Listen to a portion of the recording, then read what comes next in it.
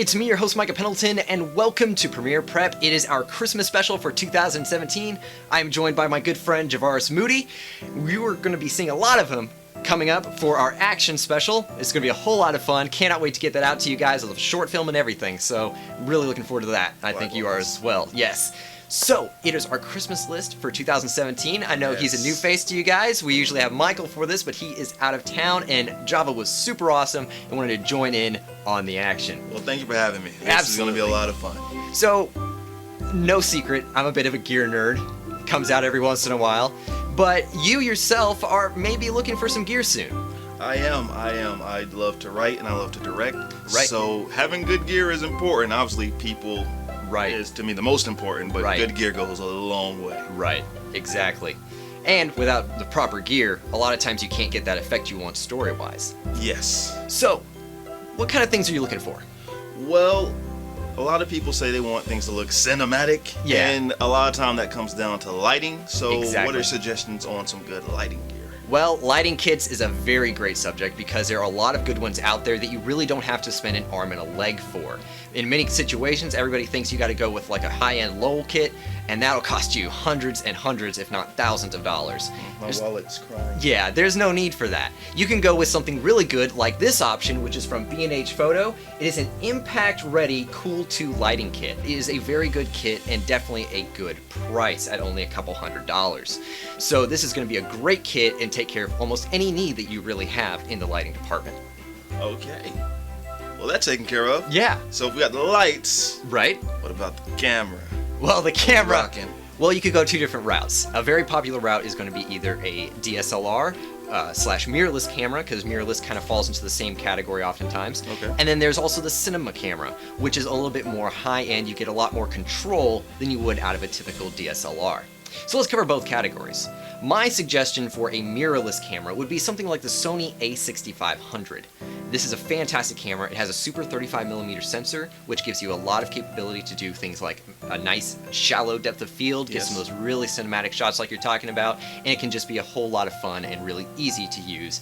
And it shoots 4K, so you have plenty of pixels there. Now, in the Cinema K camera category, my suggestion is actually a new one this year, is the Panasonic EVA-1. This is a brand new camera on the market. It's from Panasonic, who has been making a splash lately in the camera world with the GH5, GH4, and so on. But the EVA-1 is so amazing because it has a 5.7K sensor. I am not quite sure whether it will record at that resolution, but it does have the capabilities for Vlog, or I believe even things like RAW. There are still some unanswered questions there because it's such a new camera. Alright, so that is a fantastic option. It does have the EF mount, so you're not going to be able to adapt any old Panasonic lenses that you may have or anything like that. You can definitely adapt them, but you can't put them straight onto the camera. Okay. But for me, I'm a vintage lens guy, as we've used on some of our projects and everything, and I just love being able to adapt vintage lenses. Alright, so that covers it for cinema cameras. What else you got? Well, okay, we talked a little bit about visuals, but I think a lot of people ignore something very, very, very important. Right. Audio. Audio, and if I'm not mistaken, it was Steven Spielberg who said audio is half the movie, and that's very, very true. So there's obviously two different parts to audio. There's the microphone itself, and then there's the recorder. So let's talk about the recorder first. The past couple years, I think I've constantly been using the Zoom H4n. This has been a great recorder for a long time, and friends of mine have it and use it. We've used it on a couple different projects. Great recorder. But I thought I'd change it up this year. I'm going with the Tascam DR60D Mark II. This is actually the same price as the Zoom H4n, but it is able to do a lot of other things, such as mount to a camera itself or to a tripod. It's a little bit bigger of a system, and it seems a little bit more capable. Tascam is a little bit less expensive oftentimes than Zoom, so for the same price point, you can sometimes get a little bit of a better device for the same price.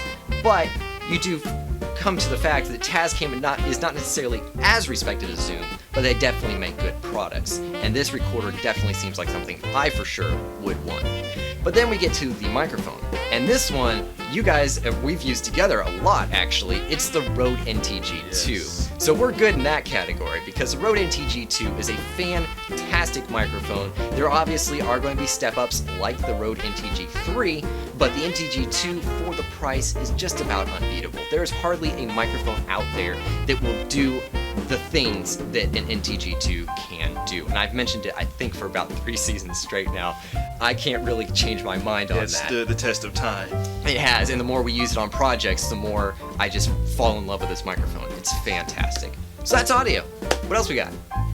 We covered visuals, we covered audio, I guess editing. We got to get into post-production. Exactly. So what would you recommend? Laptop, desktop? What am I getting for Christmas to operate on this? Well, this is where I kind of betray you a little bit because I'm a Linux guy, as you guys may know, but you're on Windows currently. And would you ever consider Linux, you think?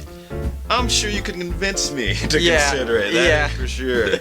Especially after some of the Windows problems that happen, such as BSODs and everything, and freeze-ups. Not just playing with you. Throw that in there. Yeah, just gotta throw it in.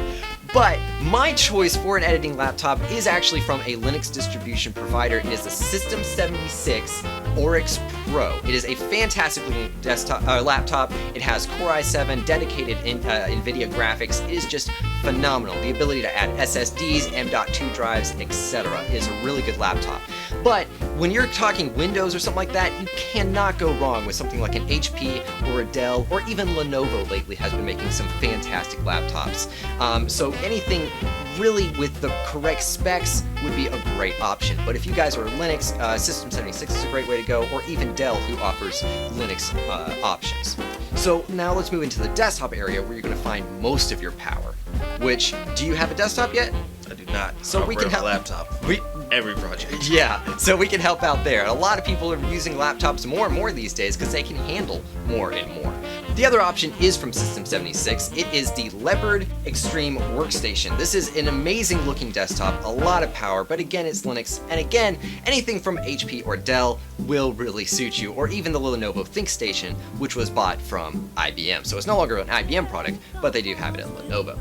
So those will really help you out a lot. So that really does it for even post-production side. What other kind of things are you looking for? All right, so we covered a bit of production and post-production. What are some other useful tidbits you think we should have on set as far as getting this Christmas? Exactly. One of my favorite things that I cannot live without is a good lens cleaning kit. If you have smudges or dirt on your lenses, it can make the whole shot just be ruined and you don't even want to use it anymore.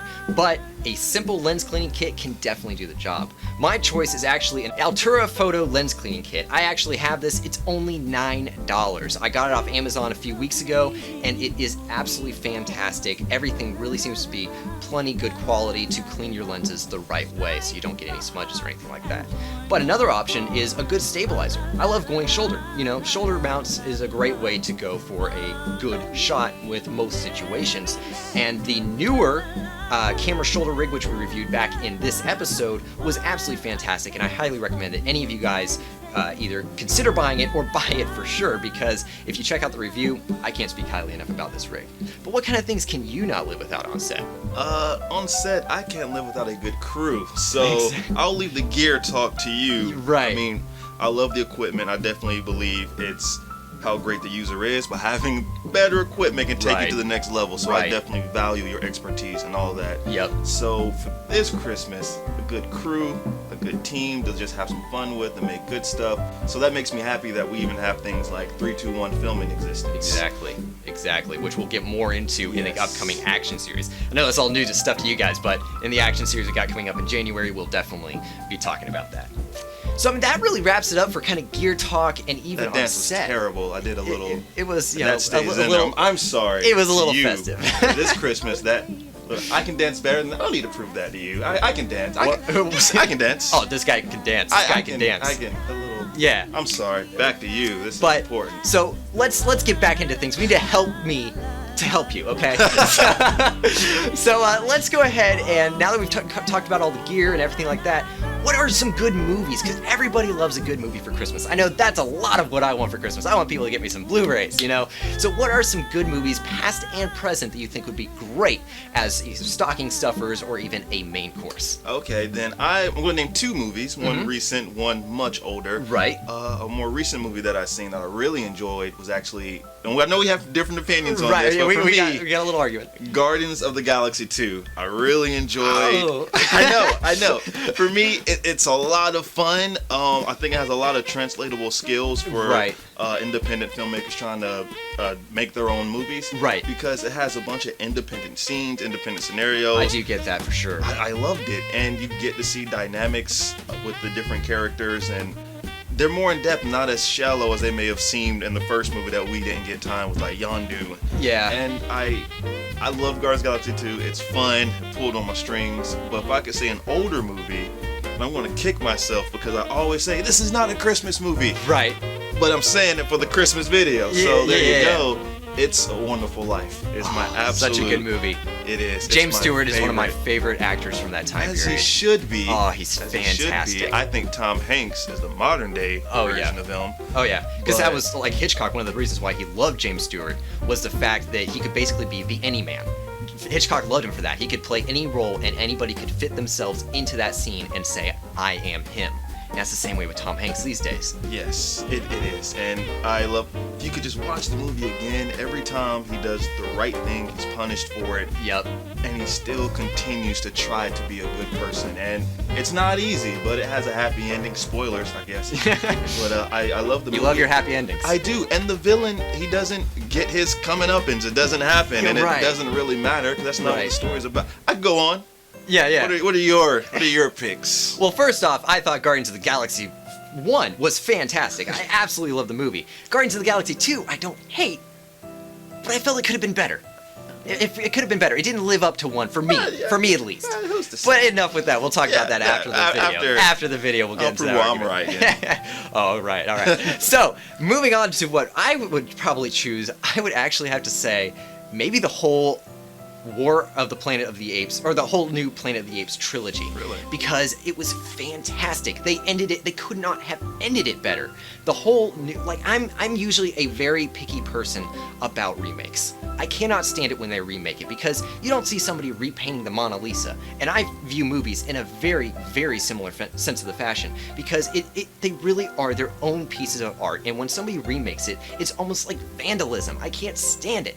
But War of the Planet of the Apes and Dawn of the Planet of the Apes and Rise of the Planet of the Apes all felt like they were good continuations. They felt they weren't exactly within the same universe, but they stood alone in their own right, and they did it fantastically. I almost have no quarrels with what they did with the reboot of Planet of the Apes and what I think they're going to be doing in the future.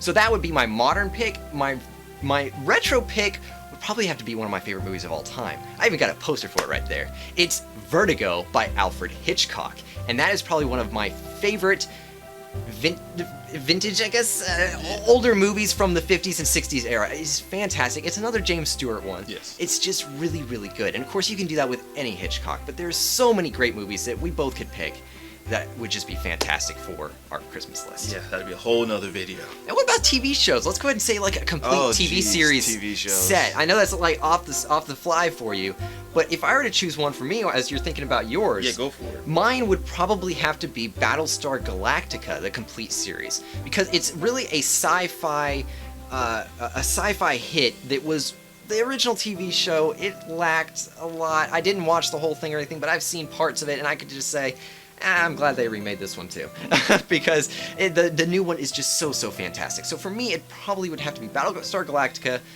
or Band of Brothers. I have 4 shows that I've seen. All right. And I may lose my man card on some of them, but they're fantastic. One is West Wing. Okay. Love it. I love the dialogue. Aaron Sorkin is phenomenal. Okay. All the actors, they're brilliant. Just hearing the different sides of political arguments, and I love it. I'm sure there are a lot of people who could agree with you on that one. Yeah, no, I think it's always good to hear both sides. I think that's just a great thing. Exactly. Another thing is Gilmore Girls. Okay. I know. I love it. I love the writing in that. I love the story. I love that most of the dialogue scenes actually don't have a score, and it just holds up in the way the characters are fleshed out. It's different, obviously, from West Wing and the others, but right. I enjoy it. You know what? Yeah, If you're judging me, it's because you haven't seen the show. I haven't seen the later years, though. The new season, I haven't seen. Anyway, moving on. I haven't seen any of them. Another show I actually love is Psych.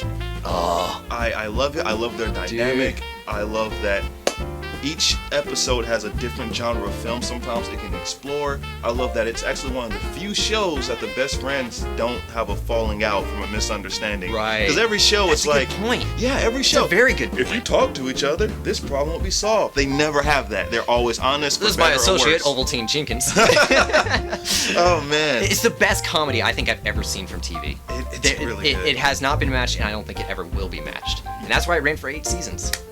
It ran for quite a while. And I remember staying up till... I've finished all the seasons. I've still gotta get on that. And I remember staying up till past midnight watching the final.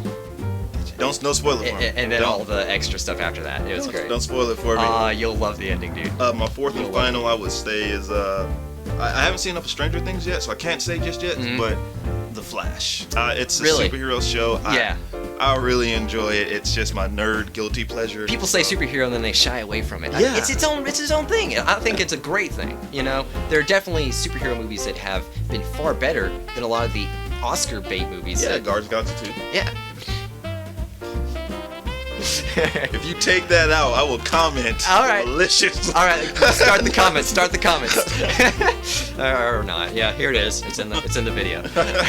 But so yeah, that I guess TV shows that really wraps it up though. Yeah. That wraps up the whole list. We're ready for what we need to do on Christmas. Yeah, and definitely share what you guys got on Christmas, either in the comments below or over on the Film World forum and things like that. It's a whole lot of fun just in the whole Film World community.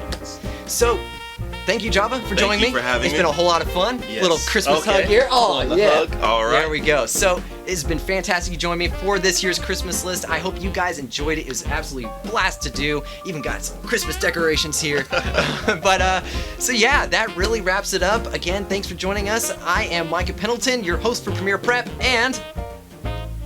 Oh, Yeah? I was looking at the camera. Yeah, To the point. My name is Javaris Moody, Java Moody for short. Thank you very much for joining us, and we will catch you in the next episode of Premiere Prep, and definitely be seeing more of Java in the upcoming action series in January. And I'm just as awkward as I am. So Merry Christmas, guys. I cannot thank you enough for joining me. Remember to live your life one frame at a time, and I will catch you next time.